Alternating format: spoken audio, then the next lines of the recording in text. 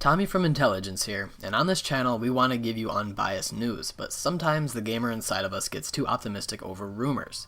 When we heard the latest in the Fallout 4 speculation, we didn't expect this level of depth.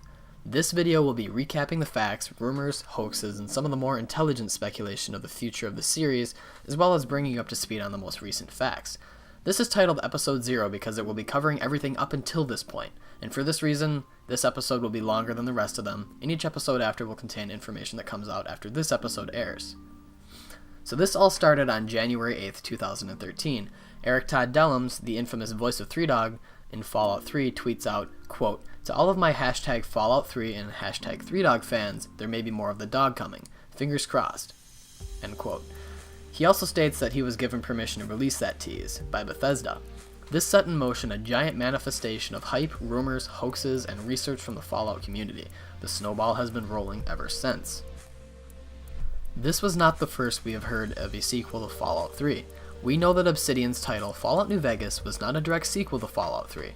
This leaves the door open for a statement made by Pete Hines in 2008. Quote, "The whole reason we went out and acquired the license and that we now own Fallout is that we clearly intended to make more than one. This is not something we're going to do once and then go away and never do again. When that will be or how long that will be, God only knows, but we acquired it specifically because we wanted to own it and develop it and work on it like we do with the Elder Scrolls." End quote. A Redditor under the name of GNR Informant posted a thread stating that the next Fallout game would take place in Boston, and it turned out to be a hoax. However, the rumors of Boston still continue to pop up in many threads as a result, even though Boston is not currently tied to any factual information. Enon Zur is the composer of Fallout's in-game atmospheric music. At PAX East 2013, he said he was working on a large project to be announced on May 15th, which passed by without any new information. He later tweeted out that the information was wrong, and that he was referring to a new project. Bethesda also threw some Fallout 3 collectibles in their online store, like the Tunnel Snake jacket and an Animal Friend t-shirt. Could this be significant? We don't know yet. After E3 ended, a rumor was spreading that Bethesda gave a private tour of a new Fallout game to a very select few people. This rumor also brought back the Boston setting rumor with it, and even painted Ron Perlman as the narrator as he has been for past Fallout games. Bethesda released a statement shortly after saying that no games were shown behind closed doors. Pete Hines also responded by saying, quote, "I mean, fans have been clamoring for a Fallout game for a long time now. What people need to understand, expecting information like that in any short period of time after they moved off of one project to another is really unrealistic. We are not into annual franchises, just trying to spin out a version of our game year after year after year. Like, we have never done that. I don't see that it is something that we are doing anytime soon, but that doesn't mean we are going to take our time and wait 6 or 7 years in between a game that a studio puts out." Rumors came and went throughout 2013, then in early November a website called the Survivor 2299 was discovered with a countdown that ends on December 11th, 2013 in Morse code. The website has gotten tons of attention recently, and many things point to it being legitimate, but easily balanced out by those that don't. I want to give a special thanks to the great people on the Fallout Reddit for this information, which I will summarize for you. Link in the Reddit is in the description, which you can use to keep up with and chat about everything Fallout related. The evidence that this could be real shows that the VGA Awards take place in December, and this is where Skyrim was announced 3 years ago. Also, up until this point, Bethesda has been very quick to denounce any rumors relating to Fallout 4. Bethesda has not commented on this issue as of yet. People also have remarked that the website remains very stable despite all the traffic it's been getting recently. Since the site is being hosted through GoDaddy, people are speculating that it's being funded very well for the bandwidth requirements. Eric Todd Dellums, who contributed heavily to the hype, has been retweeting this information as well, along with many other teasers including some 50s and 60s music that is commonly used in the Fallout games. Although he seems to be a kind-hearted guy with playful intentions, it still can't be dismissed. Evidence against this claim also comes from Reddit and states that Bethesda usually uses corporate domains to host websites for their games. This website's HTML is also configured differently than other Bethesda sites.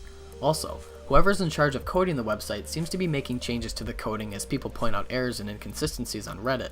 Whoever is doing it is following the hype very closely. All of this information, and what can we conclude? Well, at this point, nothing. But it's not that simple. While the Fallout title is likely in development, I did read a very good point while browsing the Reddit, stating that nothing that only Bethesda can do has been done so far. So we can't dismiss that the website could be a hoax, but we also can't confirm that Bethesda is behind it. Then, most recently, Bethesda has trademarked Fallout 4 in Europe. This created a large buzz as the timing of the trademark and the Survivor website is just too good to be true, right? Well, we don't know just yet. Trademarks can sometimes be a defensive action taken by companies to protect their intellectual property, so this, like everything else, is very inconclusive as of yet. So with all this, I leave you with one final statement. Straight from the Fallout fan inside of me, I want to thank Bethesda for creating more than games, but immersive universes of entertaining content. I want to thank the committed fan base who use their talents of coding, researching, and scavenging in and out of the wasteland to not only provide the internet with the most comprehensive and thorough guide to Fallout, which is Nukapedia, but scavenging and scouring the internet for more information regarding upcoming titles. I urge you to be patient and stay positive and optimistic about this, and let's cross our fingers for a new Fallout game. All of this being said, any information I have missed up until this point will be appended to this episode. I will upload it to the channel and title it Episode 0 Part 2, Part 3, Part 4, but I will do my best to patch everything up in just one appendage of this episode. I will then put an annotation at the end of this episode for those of you who want to see what information that I missed so you can catch up on the rest before you move on to the more recent news. And then each episode after this, Episode 1 for instance, and 2 and 3 will be in sequential order and will be updated as regularly as new information needs addressing, new rumors need to be dispelled, and anything else of significant surfaces. I will also be doing a Fallout 3 PC Let's Play very soon, and for those of you who like informative playthroughs, I assure you that you will enjoy it. Thank you very much for watching. Please leave me some feedback below and start the conversation in the comment section. I love talking to people about Fallout, and I would love to reply to all of you. Consider subscribing for more awesome game news, tech tips, and tutorials like this video, which shows you how to build a gaming computer for just $300. Once again, guys, thank you very much for watching. I'm Tommy from Intelligence, and make the most of your day.